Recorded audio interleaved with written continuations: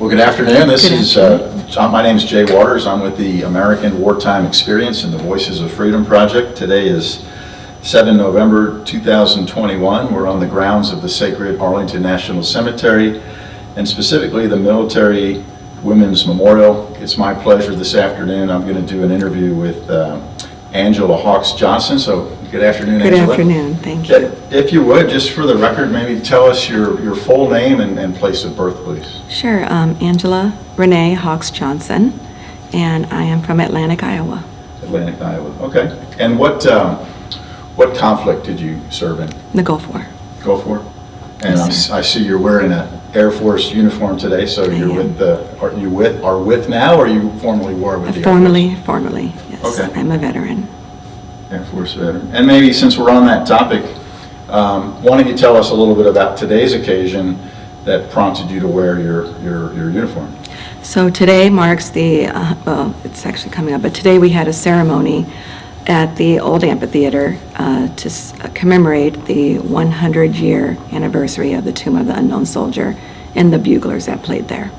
So we had a mass sounding of taps today. Okay. From buglers all across the U.S. And are you a bugler yourself? I am. So did you play? I did. And I understand you have your bugle with you today? I do. Could we see it? Yes. And you tell I'm a rookie as far as instruments in general. Maybe hold it up a little bit higher. Yeah. And how did that go? What did you all do up there? So it was awesome.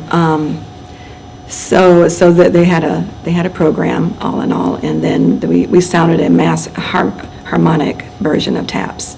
Wow. So it was, there was not a note missed. It was absolutely beautiful. How many folks were playing, you think? I would say between 40 and 50. Wow. And was it, I guess I always ask, was it cold? It was cold. Yeah. But I didn't need those 2 toes.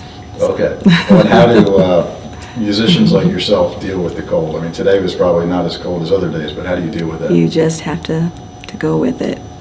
We aren't allowed to be impacted by the weather. Yeah. Okay. Well, I'm going to switch back to just military in general.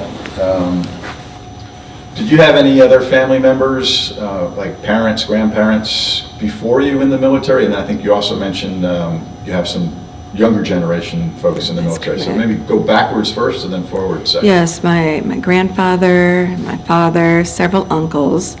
My brother, Lance, he served in the Marines, and I served in the Air Force. And now I have 2 children who are active Air Force. My son actually just exited the Air Force after serving 8 years. Okay.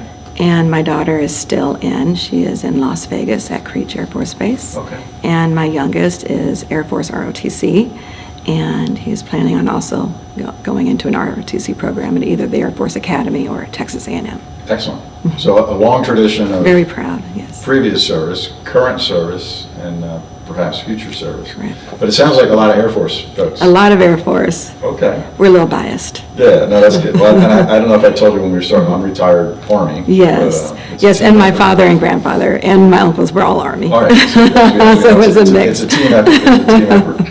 But you kind of maybe answered part of it. But why did you specifically join the military in general and then specifically choose the Air Force? So that's a funny story. I don't think I've ever had anyone ask me that. But when we went on a family vacation and we went to South Dakota, and we went to an Air Force base up in South Dakota, and when we visited there and I saw it, I just knew that that's what I wanted to do. And it happened in my junior year, and then I just knew that I wanted to do that. And I went in at 17. I had my 18th birthday in basic training, and that was fun. But I mean, I just felt a sense of duty, I guess you would say. Okay. Yeah, so. And I'm going to backtrack just to one more second as our intro question. So think for a second about September 11th, 2001 and the attack on America. If you would, tell us for the audio, for the interview, where you were that day, kind of what your experiences that day and some of your thoughts of that day. Okay, yes, I think everyone remembers that. I work for AT&T, and I had just gotten into work, and walked in and was told about the first tower, so we went down to the second floor where they have like surveillance and they have And I'm sorry, monitors. where was this? Oh, I'm sorry, the AT&T in Houston, Texas. Houston, Texas, yep. And so I went down to where they had the, monitors on the floor. Yeah. And we were there when the second, so I was watching when the second plane hit and then when the towers fell. And I think just shock, disbelief, horror, all of that, all the Right. range of it. And we actually just had, it was just the 20th anniversary of 9/11, and I was able to have the honor of performing echo taps for that. Okay, yeah, okay. And at AT&T that day on September 11th, especially being now at this point, you were no longer in the Air Force, correct? That's correct. Yeah. Did any of your military thinking kick in, or were you thinking about rejoining or a reserve unit or anything like that? Or? Well, I was past the point of being able to rejoin, Okay. but I did lose some fellow servicemen. Sure. That were there. And, it definitely takes you back, but it's, you want to. I certainly did look into it. I yeah. certainly felt that, if I could help. Sure. But yeah, it was really hard having to, kind of stay back and, see everything unfold. Right. Well, I think you already said that you officially joined into the Air Force at age 17. Yes. So if you would, then just tell us your initial training and what your specialty was or was going to be. Sure. So basic training was at Lackland Air Force Base in San Antonio, Texas. And then I was sent to Biloxi, Mississippi for technical school for, I think it was about 5 months. And then from there on, and the remainder of my duty, I was at NORAD in Colorado Springs. Okay. And I was, so basically we did all the maintenance and repair of the missile warning, master timing, space surveillance, GPS systems. And what would be, in the Army, we'd call it like a specialty or Right, so it was communications and switching systems specialist. Okay. It was a 2E2 X1. Yeah, the military's got to have all the, I was 42 until, yeah. You never forget that. And then speaking of either your basic training or some of your technical school, are any specific incidents or stories stand out, either funny or challenging or scary even? Well, it was challenging. I was the only female in that specialty. Okay. You did not see a lot of women in the technical and the electrical or maintenance fields. So there was some of that pressure to just do even more, to even be considered half. Yeah, So we definitely had that in tech school. And then you meet people from all over the U.S., and there was a few personality, type things with some of the guys. With me being I think I was called a Yankee for the first time in my life. Really? I didn't quite know how to take that, but. And had you joined from Iowa? Or? I had joined from Iowa. Okay. Yes, and this gentleman was from Georgia, and we kind of we never really got along all through tech school. So it just pushed me to do better on all the tests. And So what year do you think this was when you joined? That was 92. 92, okay. And then you were saying you served at Colorado, but at NORAD. And did you end up at the Gulf War? So I served remotely from NORAD Okay. during the Gulf War. Well, yeah, tell us about that. What were you doing and what were your thoughts? So again, we work on all of so when I say missile warning, so we monitor, at NORAD where all of the nuclear bombs are around the world. And, to make sure that there's no one, trying to point them at us. Yes. Or, so we had to make sure that all of our systems, were maintained, and, and then also when the shuttle missions, we monitored for space debris. So Okay. that's very important to know where the space debris is, so you can, calculate the routes accordingly for a successful mission. Yes.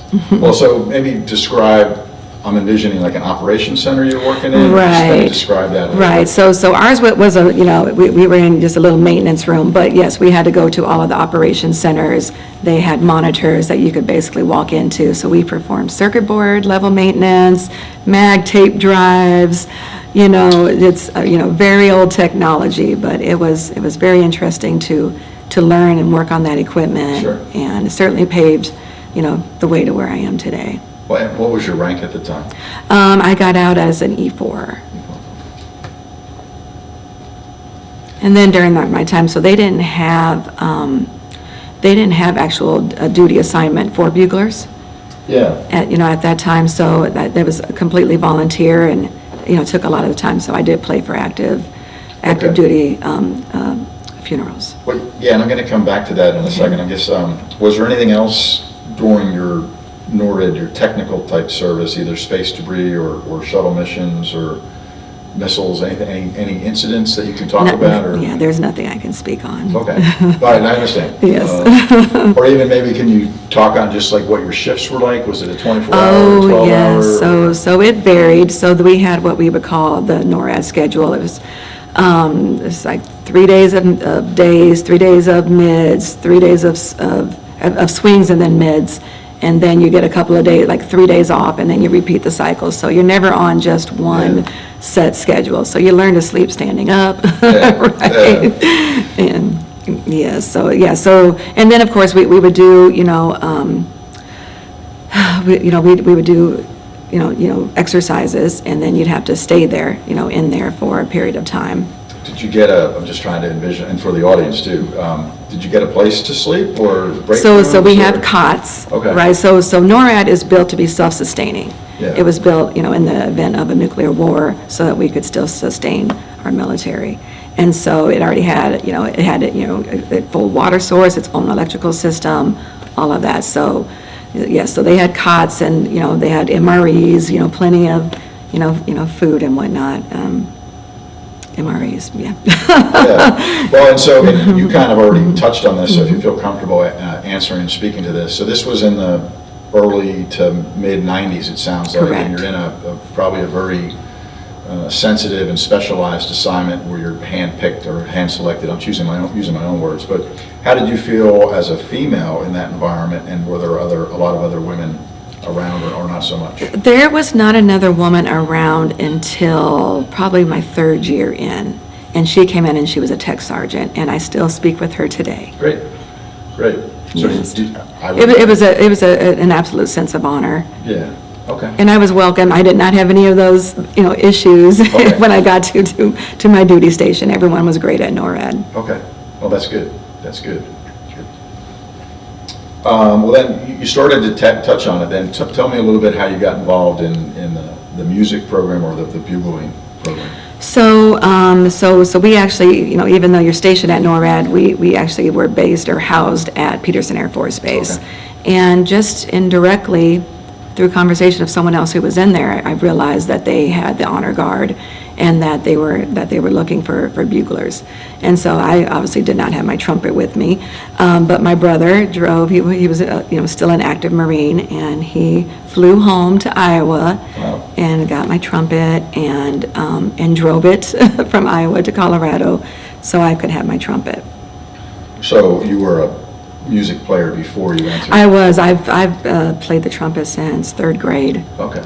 Well, then you got a dedicated brother if he Yes, back to yes, Iowa yes. and drove out there to get that to you. Yes, he also brought me my big stuffed monkey. I remember that. It was like, it fit in the entire back seat of the car. The stuffed monkey. The stuffed monkey. It was a big gorilla. He'll get a laugh out of that one. Well, so it sounds like you volunteered for these additional duties. Correct. And what kind of things did you do then? So I did serve on the honor guard, and we would do competition of maneuvers, and then I also was a bugler. Okay. For the active military funerals. So was it solely funerals that you did? It was solely funerals. That I didn't play any ceremonial when I was in the Air Force. It was all for funerals. Well, maybe for somebody that doesn't know, kind of like talk through what you would do for a service. I mean, Right, so for active duty, they're entitled to full honors. So you're going to have the rifles, you're going to have the full casket, you're going to have the full folding of the flag, and then you're going to have the taps sounded. And so, so you're going to have that full 21-gun salute. Okay. But as the bugler, were you with a group of people or were you by yourself? No, that would be you're only allowed to have a single bugler And you got to get it right the first time. Absolutely. No second chances. Absolutely. You do not want to be that person. Yeah. Well, how do you think you did? I know I played beautifully. Yeah. Well, you got invited to this ceremony today, too. Right, yes, and I played well today, too. I was a little nervous about that one because it's quite emotional being here. Yeah. Was there a big crowd up there today, too? It was a decent crowd. It wasn't overwhelming, but yeah, Okay. it was a pretty decent crowd. Well, back to your honor guard type duties. How many ceremonies do you think you did, like a week or a month? Or what was the frequency? So we did all of like Colorado and New Mexico area, probably maybe 60 during Over those your- 4 years, Okay. right? Okay. So you said about 60 or so ceremonies, and you're the sole bugler. There's That's other correct. support, there's other people helping. But is there anything that stands out from those ceremonies? I know sometimes it's an emotional, sad event, but other times it's a joyous occasion for the family. Any things really stand out? Any kind of stories that you want to share on that? No, that they're all equally emotional. You know, they all give me that sense of duty, and there's not one that stands out because they're all just like very important. Yeah. And I still play. I still volunteer, and I do veteran funerals now. Okay. Yeah, like through a VFW? Or Right. So I'm affiliated with TAPS Across America, TAPS for Veterans, and Bugles Across America. Okay. And well, maybe tell a little bit more about what you do So for that. those foundations, so every veteran is allowed, honors, okay? And a lot of people aren't aware of that. And so there's not a lot of buglers, and there's unfortunately quite a few, losses. And so what they currently do is they either play a tape or they have a mechanical trumpet, or a mechanical bugle where they push the button. Yeah. And these organizations were founded to provide the live buglers upon the request of the family. Yeah.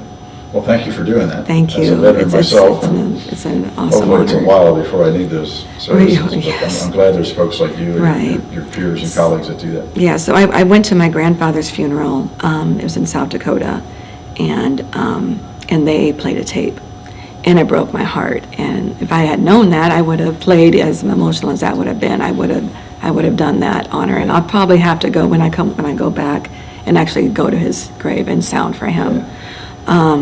I have not done that yet, but it's that's when I really wanted to look into it. And then my trumpet was stolen, and then I had a few kids, and How was your so trumpet song? I want to hear about that. so it was stolen through a family member. Oh, I'm sorry. Yes, All and right. that's okay. It's okay. And I didn't know about it because they only took the trumpet and not the case. So I kept seeing the case there, and I just assumed Oh, it was wow. in there. And yes, so that was a huge loss because I had spent 4 years of high school paying for that trumpet, and it was a Bach. It was a silver Bach, and yes, like every dollar I had went to paying, making payments on that trumpet. And so yeah, it was an emotional loss as well for that. How much does a high-end trumpet like that cost? Anywhere between 1,500 upwards.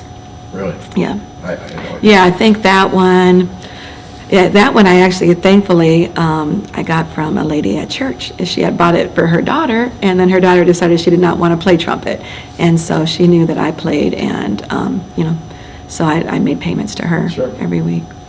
Well, then, talk about back to your active duty Air Force time. It looks like you got out around 1996. What were the circumstances there? What were your decision points about getting out at that point? So I had gotten married, I had a child, and my husband was also in the Air Force, Okay. but he had exited the Air Force. And then we weren't doing so well, so we ended up divorcing. And so now I'm a mother of a child, and there was a lot going on as far as conflict and whatnot, and I really didn't really have anyone to leave my child with in the Sure. event of me being deployed. So I did 2 more years of reserve, and I went ahead and exited. Okay. Well, and what'd you end up doing, either as a mom or as a career or both? Right, so I got into, I was repairing fax machines, I was installing phone machines, phone systems, I was up in the attics, I was up doing speaker and sound systems, so that's how that started. And then I eventually, I got on with AT&T. Okay. And I've been with them now 22 years. Okay, well, kind of all, from what I can understand, kind of communication specialty related. Right, yep, and it just kind of graduated. But then AT&T has stuck. Well, so your last couple days on active duty with the Air Force, was there any kind of, not retirement, but separation ceremony or award or anything that stands out? No, so yes, so they did present me with a piece of the mountain, so they actually give you like wow. a granite plaque Yeah. that's made from the mountain. Yeah. And it's, engraved with your information, and I still have that to this day. Yeah. Yeah, there's a nice little ceremony, and then people sign, Yeah. When I'm looking, you received quite a few awards, and Good Conduct Medal, Outstanding Unit Award, Meritorious Unit Award, National Defense Service Ribbon, so, I mean, that's good. You had a good career. Sounds like you're still doing service as well. Right, and I did, so there's a story behind that as well. So I purchased this trumpet for my birthday last year, and I was just adamant that I was going to play for Taps Across America on Memorial Day. That was my goal, even though I had not played in quite a while. Yeah. So I purchased the trumpet, and then I got COVID. Oh, jeez. And I got COVID pretty bad, and it really impacted my breathing and my ability to breathe. So I was like, but I am going to make Memorial Day, and I did, and I was winded, but since then I've just been building on it and building on it, but I really I wasn't sure if I was going to be able to achieve my goal. Well, you did, and now you're here today at Arlington Cemetery, and you performed earlier, so that's excellent. Well, and why don't you talk about, you brought another item in here with you. Why don't you tell us about that? So this was completely unexpected. There was a lady that was sounding also today, and she was a bugler in the Vietnam era. Okay. And she said she let us know that it was all female buglers at the time. That's pretty much kind of the only way that they would allow a lot of them to serve. And so she still plays. And now she has a foundation, it's a nonprofit foundation that makes quilts. Okay. For those that have served, to honor our service. Hold it up too. Yes. A little And so higher. all of these are numbered. Almost in front of your face for a Yes. second. Yeah. So it says quilted hug of gratitude. Thank you for your service. Quilts of honor. Okay. And all of the quilts, they're registered, they have a number. Okay. It has all your information on there, and I was completely, shocked and surprised by it. So she gave you one, or somebody else got you? That's awesome. Yep, she gifted that to me. Yeah. Well, thanks for bringing that. Thank you. That was something I'll never forget. Yeah. Excellent. Well, how do you think your Air Force specific time has now affected the rest of your life? So, I mean, there's absolutely no way I'd be where I am without the military. I mean, it's definitely paved the way for me, all through the communications. I would have never seen myself in anything electrical before. When I was in high school, the only thing I knew about electricity is it powered my hairdryer, right? So I didn't know a lot about it. And so I was really surprised that I tested that high on the ASVAB in that area, and I received that guaranteed job.